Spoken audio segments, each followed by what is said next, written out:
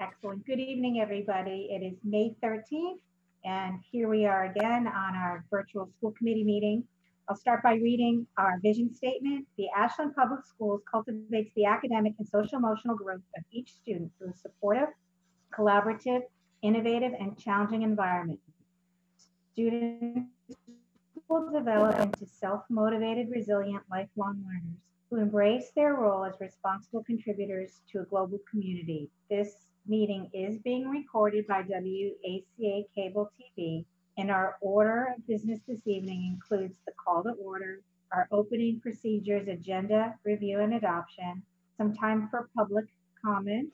The administrative items include COVID-19 update, high school graduation update, remote learning survey summary, FY21 budget update, warrant approvals, approval of the minutes of April 29th, 2020, acceptance of gifts and donations if there are any, committee reports of activities, member updates, action items, and then we will move to go into executive session under MGL Chapter 30A, Section 21A2 to conduct strategy sessions in preparation for negotiations with non-union personnel or to conduct collective bargaining sessions or contract negotiations with non-union personnel, Superintendent James Adams, with the intent of returning to open session. And then we will adjourn. I will also read our statement about Zoom participation. As soon as I find it. Okay. Pursuant to Governor Baker's March 12th order suspending certain provisions of the open meeting law, we are utilizing the Zoom conferencing platform to conduct our meeting, and all board committee members are participating remotely. The goal is to maintain the spirit of the open meeting law, providing access and transparency to all proceedings. When appropriate, efforts will be made to allow for public participation through the Zoom platform. Your patience with any technical difficulties is appreciated as we conduct meetings in this new way. And I do ask, if you are here to offer public comment, that you do so during the beginning of the meeting, during the public comment period. If it turns out that you need like some clarification on something later, please raise your hand, and if appropriate, I'll call on you, but I do ask that your public comments be offered in the beginning, if possible, please. Also, I'm going to do a roll call to see who's here. Mark Terry. Here. I see you. Paul Kendall. I see you. Here. Kathy Bates. Here. I see you. Erin Williams is not here. She is having some health issues, and it's likely that she won't be joining us for some time. So if you don't see her, it's because she's dealing with some health issues, and she'll get back with us as soon as she's able. So having said that, is everybody okay with the plan for the evening? Yes. All right. Okay, thank you. And then we will start. Somebody tell me what's first, because I lost my agenda. I'll get it back in a second. It's public comment, Lori. Oh, thank Comment you. and COVID-19. Do we have anybody here that would like to make a comment from the public? Seeing none, we will move to our first item on the agenda. And I think that's probably you, Mr. Adams. It is. Thank you. Just as we've been doing every other week, or now every other week, but weekly, just an update with regard to COVID-19 and how it's playing out across the Commonwealth, and particularly as it relates to education, funding, financing, things of that nature. What I can say is there hasn't been a lot of discussion. Actually, there's been zero with the Commissioner of Education in the past 2 weeks.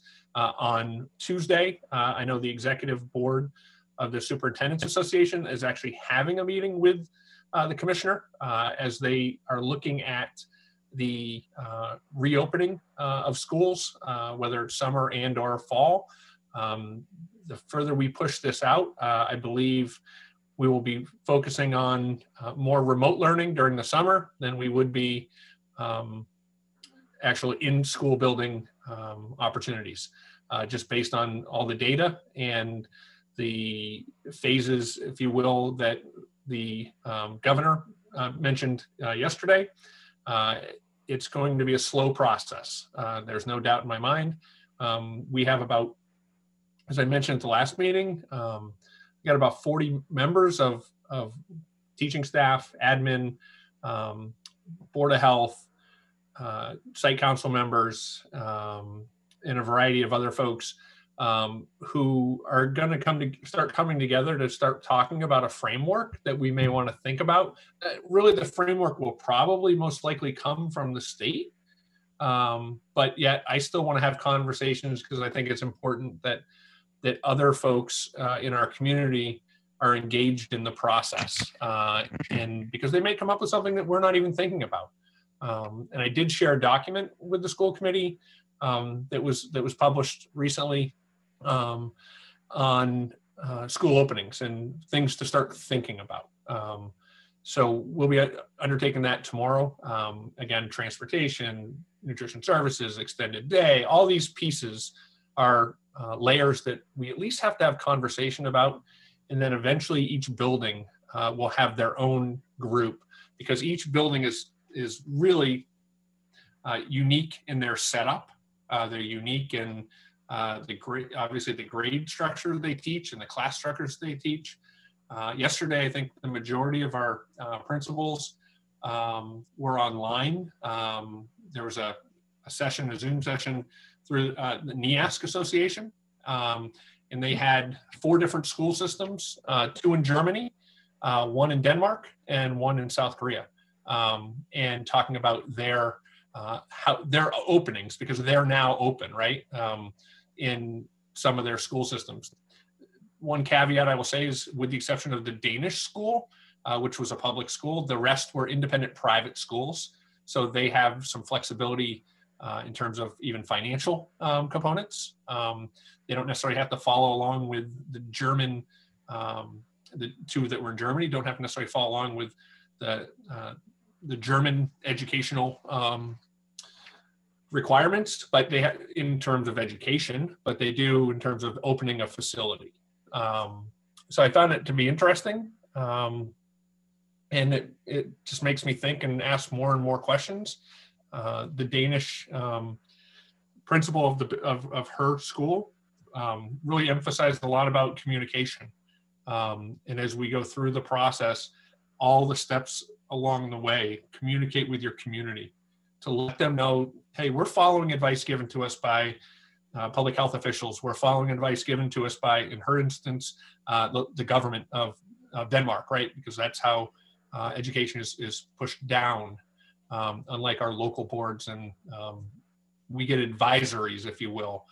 They get mandates. So it's a little bit different. So I think all of these things are perplexing to us. I don't want to say it's going to be an awesome task, but I think it really is going to be quite daunting and challenging for us to find a solution that works for Ashland. I think about social distancing and in schools and busing, and all of these schools had one thing in common about, like, just even cafeterias and lunches. Their cafeterias aren't open. They're eating in classrooms. Their students are not moving. They're staying at one specific desk. And teachers are moving and limiting entrances and exits, and students on buses. And so there's a lot to think about. And it's just not going to look normal, what we perceive as normal. So buckle up, if you will. It's going to be a lot coming your way. So I would say that's where we are with COVID. The schools have been open the last 3 days, and will be for the next through early part of next week, allowing our teaching staff to get in to pick up their own materials that they need to continue the remote learning through the rest of the year, but also to clean out and help gather personal belongings of theirs, but also kids. So we will be sending something out as an admin team, hopefully by the end of the week, in terms of how we're going to distribute the personal property of our students, sort of think about how we did our Chromebook deployment. We're not having people come into the building, but we'll figure out a way to have them housed and then work with one another to have drive-bys, if you will, to pick stuff up. So, so that's where we are. Lots of sad faces. I will tell you today when I walk through the buildings and the teaching staff is pulling things down that said March 12th and 13th on them, and they're thinking, oh, we should be having these wonderful May events right now with our kids. And I certainly see it more at the elementary level, in just in terms of that end of the year types of activities that run through elementary schools. So, but it was great to see people too. I think the principals and assistant principals would say the same thing. It's nice to just see folks. I went to Sarah's building. I don't know if she knew I stopped by today, but she was in a meeting, and so people are back in. It was at least good. So that's where we are. Questions on that before we move on to anything else? Questions, comments? Jim, the task force that you're pulling together, you've already pulled it together, or you're in the process of pulling that together? No, I have pulled it together, and the question I have for the school committee is, again, I'm not making this. I'm not looking to have more work for you in meetings. I'm trying to pull together the site council members, ASHPAC, like all various groups, and really just to get a broad-based framework that we may look at, which we would then present and have the committee give us some input on. Thanks. Yeah. Thanks. Yeah. But it's like 40 people, Kathy. Yeah. Yeah. Okay. It's big. Well, I mean, it's interesting. Our technology department, for instance, like there's a really big component, right? So Paul Carpenter called me yesterday and said, "Hey, I really want all of my technology people. They want to be involved, like all of them want to be sitting in, listening, and offering it," which I think is great. It's going like this though. I mean, it'd be interesting to have a Zoom with 40 people. So I've made these breakout rooms. So folks can, we're just going to focus on some articles, reading these articles and going from there first and foremost. So, yeah, great. Thanks, Jim. Jim, just any sense of timing, or any sense of timing in terms of when the state is going to issue some sort of framework for the fall? No, and that's, I hope by middle of next week, after the MASS leadership meets with the commissioner, we will. I have, through the channels I've heard, I mean, opening the entire economy and system before September 1 is a long shot. Based on some of the conversations that the governor's having outside of just the normal press conferences. I think even the city of Boston has shut down everything right through Labor Day at least. I'm just hoping we can figure out the lifting of 10 or 15 people congregating together. I mean, we can't do anything until we have a lifting of that piece, right? And that's not going to come anytime soon. I'm hearing June 29th is when he's opening up daycares. So we can't get anything going on with the economy until daycares are open. But no, when I know, Mark, I'll make sure everyone else knows as well. But as of today, I talked to the MASS president, Brad Jackson, and he said they're meeting next week.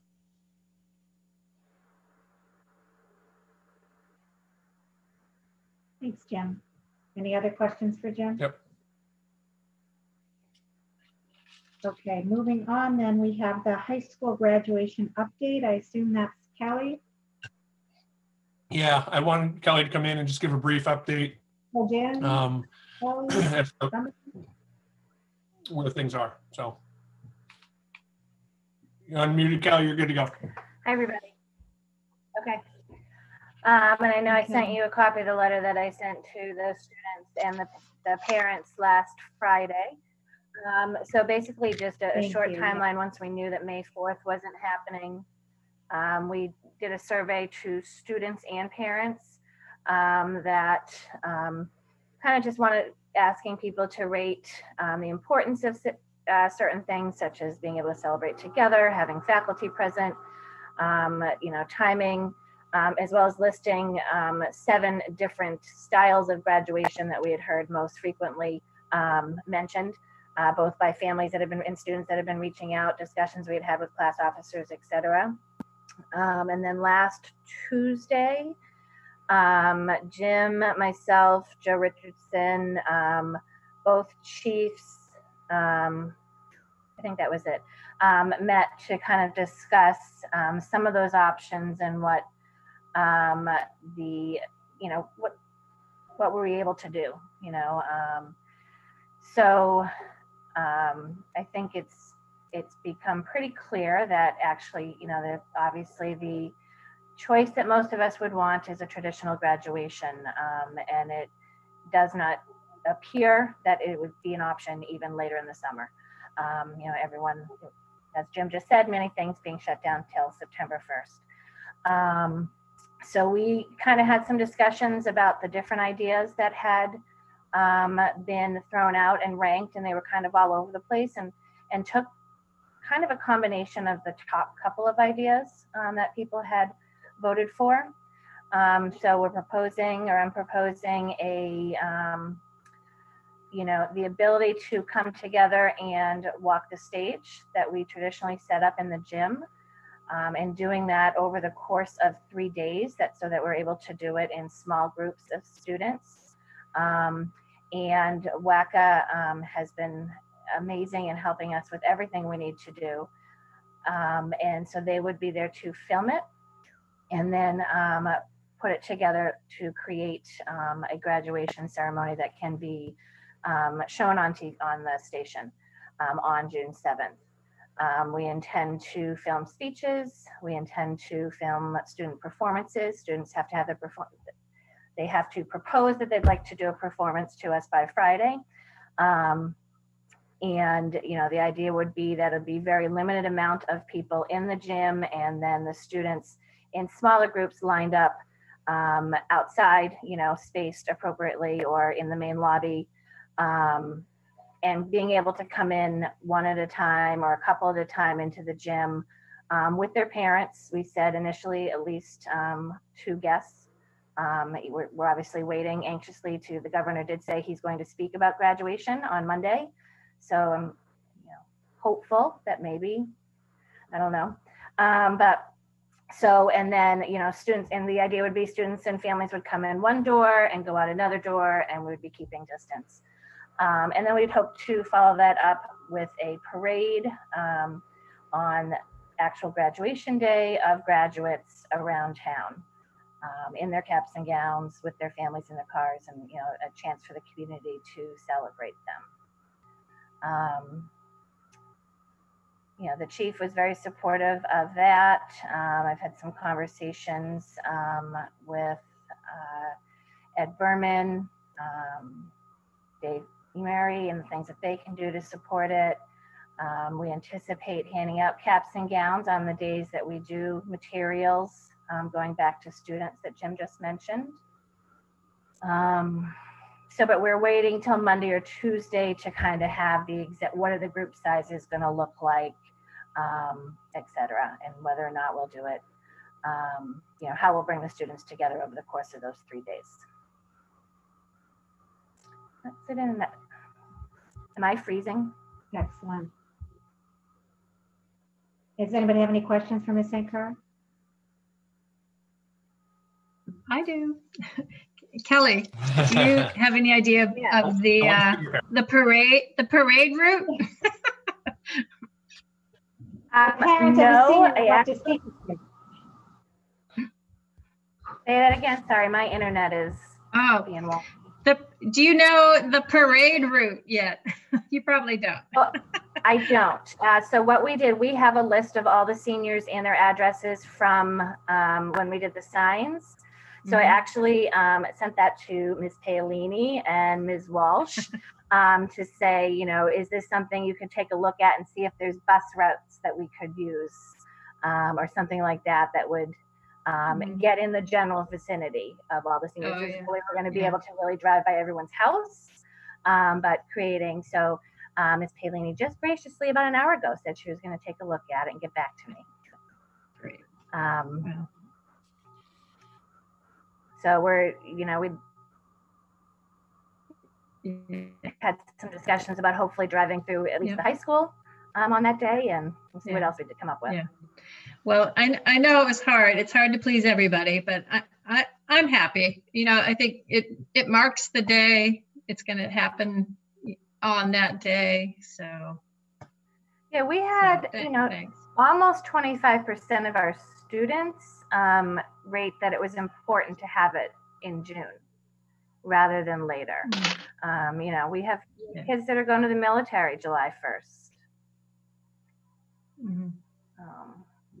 Kids that are going to other countries for school. And so to not, you know, to leave them out of the celebration was hard to think about. Yeah. I think it's important too to note that. Am I muted? No. I think it's important to note we did sit with Michael Herbert, the chiefs of police, fire. We wanted to make sure we're being very thoughtful of the public health concerns that exist as well, and that as we approach this, to do it in such a way that people are comfortable with. Obviously, there are hundreds of options that people threw at Kelly and through, you know, have placed on social media and elsewhere. And we're doing this. Why can't we have, you know, everyone stand 6 feet apart? Well, we can't have gatherings right now at this point in time. We have 215 seniors, and we do not have the luxury of having all of our seniors on the same place at the same time at this, and it may not happen before September. So I think it's important. I think when Kelly, we were talking about it, the custodial staff, maintenance staff was really, Joe was part of that conversation. Like, we will do whatever we can for you, and having it so they can walk across stage, have WACA, and thank you again for the work they're putting into it. Having our professional photographer take pictures of people walk across the stage, trying to make some of this normal as it can be. So it's difficult. And Rach, I see you shaking your head, and it's hard. I can see it on your face, kid. But we certainly want to honor our seniors, and in such a way that does pull into some of the traditional things that we have done, like walking across the stage, calling your name out, having it aired on WACA, and the work they're going to have to do to pull this together and splice it, and is amazing. So, well, thank you, Kelly. It's a lot of work. Thank you, Kelly. Lori, can I ask just one other question? Mark? Kelly, will it be, in the past, their students have read a 2 or 3 sentence description of what their classmates are going to be doing next year as they walk across the stage. Is there going to be some form of that in this as well? Yeah, we're anticipating probably doing that, as well as adding awards that students have been receiving, sort of combining some of the things that we do during class day and graduation into one ceremony or one filming. So yes, I know that, Rachel, I don't know if you've gotten an email yet, but I know the class officers are working on sending out, send us those blurbs. We're gonna have them read. Yeah, Thank Mr. you, McGann. I think a few days ago. Yes. Oh, good. Yeah, he did. We got one too for Finn. So. Good.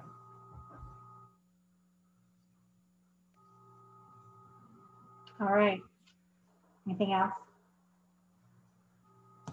Then Paul Vieira, you are up next with talking about a survey. Sure. So about 2 weeks ago, we did a survey of parents on our remote learning plan, distance learning, and what's going on. We had 794 parents respond to the survey. And I think the committee, the community, and teachers are going to be pleased with the results and the feedback that parents are giving us. Going to just highlight some of the big points. First question was, are you concerned about your child's emotional well-being? And 62% of the community said no. What was interesting was when we asked a follow-up question as to what extent are you concerned about your child's well-being, the responses dropped from 794 to only 302 people responded to that question. And about 58% of the parents said they were concerned. When we asked what was impacting their child's social emotional well-being, the three biggest responses were the lack of interaction with peers, friends, teachers, etc. 77% said that changes to the daily routine was a concern, and 67% stated that changes in the world was a concern. So those are really the highlights of it there. The next question that we asked, which was interesting, was, does your child feel connected to their teacher and to the school? And 78% of the 800 people said yes, that their child feels connected to the school. So it was interesting going back and trying to do a data dive as to what was impacting a child's social emotional well-being, and it was the lack of interaction with teachers and peers, but yet 78% feel that they have some form of a connection, which is awesome. When we asked parents what they wanted for us to change or promote more connectivity with teachers and students, shouldn't come as a surprise that the biggest response was more live sessions and more synchronous learning and opportunities for kids and teachers to interact. One of the other questions was, does your child have any challenges accessing remote learning? And 90% of the people who said no. So our kids are getting online, they're accessing their curriculum, and they're not having any issues. And then the final points to highlight comes from communication. And I think this is just awesome. 75% of people stated that the communication they're receiving from the schools and from the district is clear. 75% said that the communication they're receiving is informative, which is important. And 86% of the people surveyed said that the amount of communication that they're receiving is just right. So I was really pleased with those results. I shared them with Jim right when they came out and shared them with the building principals last week. But it seems like what we're doing and the path that we are on, at least from the 800 people that responded, has been positive. Excellent. Thank you, Paul. Does anybody have any questions for Dr. Vieira? I have one, Paul. Sure. I think it was the figure you said that 90% of kids were not having trouble accessing the material. I assume that's a technology-based question. For the other 10%, which I think is important because this was an electronic survey, so clearly people have access to a computer. Yeah. Were there any themes or any feedback that identified potential opportunities for boosting that number up to 100? Sure. So we had all 800 people responded to the does your child have any challenges? Only 82 responded to what factors impacting your child's ability to access remote learning. And the first was 65% of the people of those 82 that responded said the need of students to have adult supervision while online. And then the next most popular response was 46% of the 82 responded said that students having difficulties navigating the online content, but that wasn't broken down by grade level. So it seems like out of the 82 people who responded, it had to do with kids needing some form of supervision while going online. Thank you, Paul. You're welcome. Any other questions? Paul, was the survey, just check the boxes, or was there an opportunity to add additional comments to? There was an opportunity to add additional comments. So when So let me see here. What else could the district do to promote connectivity between teachers and students? That was an open response, and a lot of it came down to, like I said, the Zoom sessions, more synchronous learning, and people wanted more teaching and less homework type activities, less worksheets. The other open response questions was, what is working well with remote learning? And people loved the Zoom to engage. Teachers were available to help kids, is what people liked. Another very common response was that we were making the best out of a bad situation. And then what people really liked were the remote calendars. And the final one was, what improvements can we make on remote learning? That was open-ended. Again, people wanted more Zoom sessions. People wanted minimizing worksheets, and people were looking for some form of one main streamlined platform to deliver information and to receive information. So where a common theme, I think we talked about it earlier, was some teachers send the information out on Friday, some people send it out every day. So some people are doing it through Google Classroom, some people are doing it through a Google Doc. So people wanted one uniform platform to receive information. Excellent. Those were Thank the you. open response questions. Yeah. Any other questions or comments for Paul? Thank you, Paul. Okay, You're welcome, next Laurie. up, the FY21 budget update. I don't know if that's Barbara or Jim. It's really just, yeah, it's just actually just a brief comment, just so the public is aware. On Monday evening, we'll be having a tri-board meeting with the select board and the finance committee to talk about the FY21 budget. I've stated previously here that we've been looking at the budget itself, and currently the town is still estimating a $2.4 million deficit for FY21, and that we've been asked to look at our budget and reduce it by $700,000. So that has been, it's consistent. It's the same messaging. I just want to put it on people's radar that we will be having a meeting on Monday evening, and I believe it starts at 6. And please tune in for those who are out, not in this session, but watching us on WACA and Facebook Live. So that was it. Excellent, thank you. Kathy, do you have warrant approvals tonight? You're on mute. You're on mute, huh? Okay, here I am. Yes, I do. Let me read it to you. Between April 29th, 2020 and May 13th, 2020, I, Kathleen Bates, authorized by my signature, payables in the amount of $376,400.45. This includes general fund expenses of $225,565.87, revolving expenses of $141,769.04, grant expenses of $9,065.54. Finally, I authorize payroll in the amount of $1,065,972.12. Thank you, Kathy. You're welcome. Thanks. Does anybody have anything on the minutes of April 29th, 2020? I don't see anybody. So does anybody have an motion to accept those minutes? I move to accept the minutes of April 29, 2020. I'll second. Thank you. All in favor, Mr. Kendall? Aye. Mrs. Bates? Aye. Mr. Terry? Aye. Aye. Okay.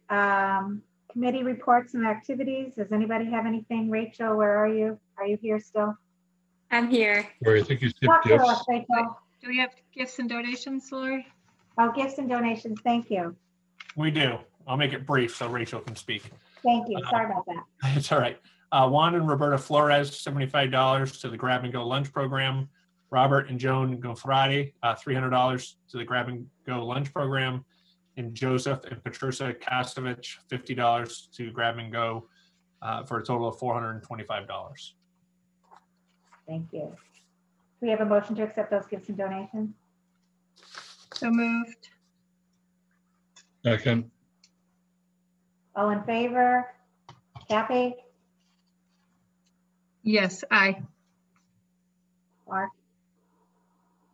Aye. Paul? Aye. Sorry, aye. Okay. Now we will hear from Rachel. What do you got for us, Rach? So my friends and I are really looking forward to our graduation ceremony, even though it's not, the traditional graduation. So I just want to say thank you to everyone who put this idea together so we can have those special memories. It means a lot to us. So we're excited. And other than that, middle of AP exams right now, so we're working hard on those. Excellent, thank you. Ms. Anker? Can I ask Rachel a question? I've been dying to know how the exams are going. So I had calc yesterday and it went well for me, but I know a lot of people were having trouble submitting, which is kind of a pain, like they would go through the entire exam and then their final screen says that College Board didn't receive any work. So No. I can't even imagine how frustrating that is. Yeah. Interesting. Thank you. Yep, this is one of the challenges of the situation that we're in, unfortunately. But thank you for letting us know. Anybody else have anything they want to share? Any school committee members? Kathy? I do. Yes. I did the ASHPAC Zoom meeting on Monday night. So that was their first Zoom meeting. So kudos to them for figuring that out and getting online like that. And so I did want to update, I think they'll try next year to come to, at least one of our meetings. And I know Kathy Silva had said she would try to coordinate with them, maybe helping them with some babysitting, so that they could attend a meeting. But so I thought that was good. Excellent, thank you. Anybody else? Lori, I'll just give a quick update. So last week we did submit, the building committee submitted the PSR report, the preliminary preferred schematic report, to the MSBA. They received that. We have what's called a facilities assessment subcommittee meeting next week with the MSBA. That's a group that kind of focuses on the educational and components of the project, and we'll really dive in detailed level and question the team on that. That isn't a building committee meeting either. It's MSBA sponsored meeting. It's their subcommittee. It's not ours. Just to be clear on that. And so we're moving ahead with that. We're going to be in schematic design for the next few months. So just a quick update on that. So that's the phase that you're in, schematic design right now.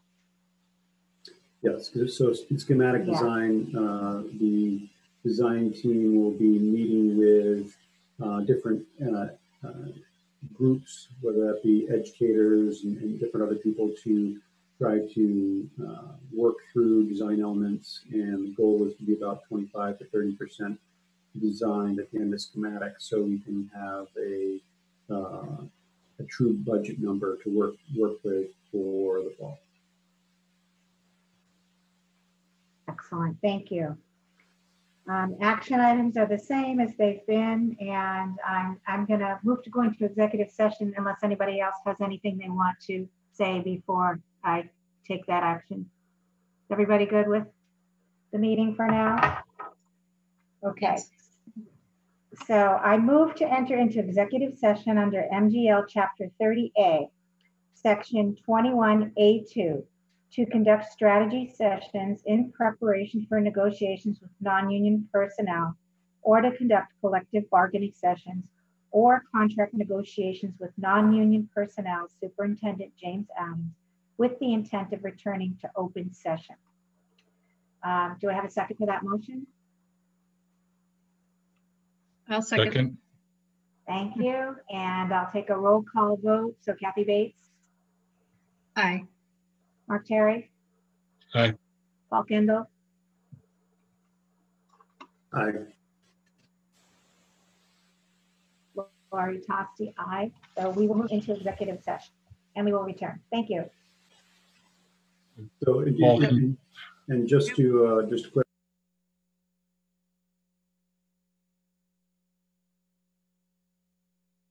convening in a separate Zoom meeting for our executive session, come back to this meeting. So no one needs to do anything. So Paul, do we actually leave the meeting? You know, the thing down at the bottom, actually leave it? Right. So leave the you will meeting and leave then this we will meeting, come you'll back. go to the other one, then we'll rejoin this one once executive session. All right, okay.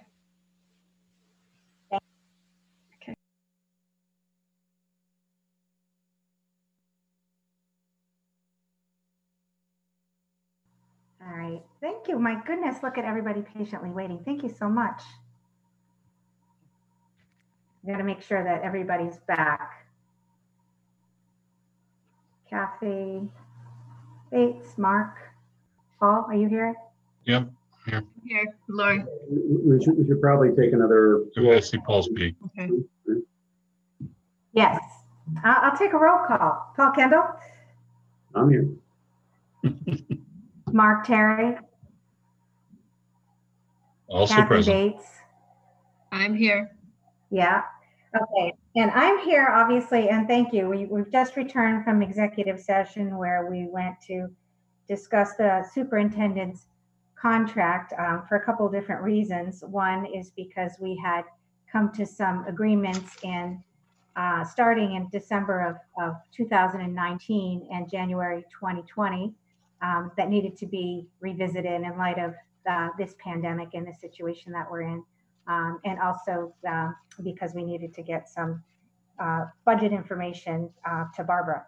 So just for some background, in December 2019 and January 2020, the school committee and Mr. Adams had discussions regarding an increase in salary to align with similar districts, and we're planning to adjust his contract accordingly during this budget season. And obviously we all know what's going on now. So Mr. Adams has asked the school committee to defer that salary adjustment. He as well asked to waive his merit increases for the current review cycle. The salary increase will be reviewed again during the next cycle. And if we're in a better position at this point, the school committee certainly would hope to be able to honor any agreements that we made with Mr. Adams, but everything is so up in the air and uncertain right now that everything needs to be revisited at another date. So the school committee has chosen to modify the superintendent's contract to strike the tuition reimbursement, which was existing in the prior contract of his, and increase the travel allowance. But for now, there will be no salary increase and there will be no merit raise connected to his evaluation. Jim, I'll give you a minute to say something if you'd like or not before the school committee takes a vote on the portion that needs to be adjusted. I mean, I don't have much to say. I think it's important that, as I stated in our meeting, that, you know, I appreciate that the conversation that we had back in December and January, and I do know that it feels wrong in my own soul to be thinking of increasing the salary at this time. And that includes any COLA, or for me, you know, we don't call it COLA, but we call it merit-based, based on the evaluation cycle. And I think it's only appropriate that I do not take any of that at this time, and waive that as a show of you know, to the board and to our faculty and our staff and our community that these are hard times that are ahead of us. And I think when you can lead by that example, you do, and I can, and I think it's only appropriate. So thank you for having the faith in me back in December, January to negotiate then. But as I said to you before, I don't feel comfortable with that. I just don't. So that's all I got. Thanks, Jim. And at this point, I will ask if somebody has a motion on the committee. I move to amend superintendent's employment agreement consistent with the terms that you outlined, that the chair outlined. Do you have a second? Yeah, I'll second. All in favor? Mrs. Bates? Aye. Mr. Terry? Aye. Mr. Kendall? Aye. Aye. Okay. Gloria, if I can I just, Please. I want to just say, I guess, for the record and on camera, that I truly appreciate Jim's leadership in this. It's not an easy thing to do to give up something that you negotiated, and I certainly appreciate the fact that he is looking at this through a leadership lens and is the way he's executing on that, but also that, you know, it's just another reflection of how he's looking out for what's best for the Ashland Public Schools, and I want to take a moment to acknowledge that. Thank you. I would agree with that 100%, Mark. I just want to be very clear that this is Jim's decision, and you know, we stand by it. We understand what's happening, and you know, and that's why we're really lucky to have him leading Ashland. So hopefully we will have some better times, and we won't have to wait too long for them, and we could all be having better conversations about this sort of thing. But that's where we're at for now. And Lori, if I can, I echo what Mark said, and just to make sure that if there is anyone actually watching this, that that negotiation wasn't really a negotiation. It was this committee looking at the salaries of like districts and if there is some comparables and seeing that we were a little low and wanting to make that adjustment. And so it wasn't something where at that time Jim had asked us for anything. And I echo what Mark said, is I really appreciate Jim's integrity and commitment to this community as a whole. I think it's the right thing for us as a district, and I appreciate that it wasn't something we even had to bring up. It's I want to be clear on that to everyone. This is something that Jim came to us with and asked us to have a conversation about, deferring what we had discussed, but also waiving the what he is entitled to in his contract, and that's that shows his commitment, and I really appreciate the way that he's showing leadership in that way. So.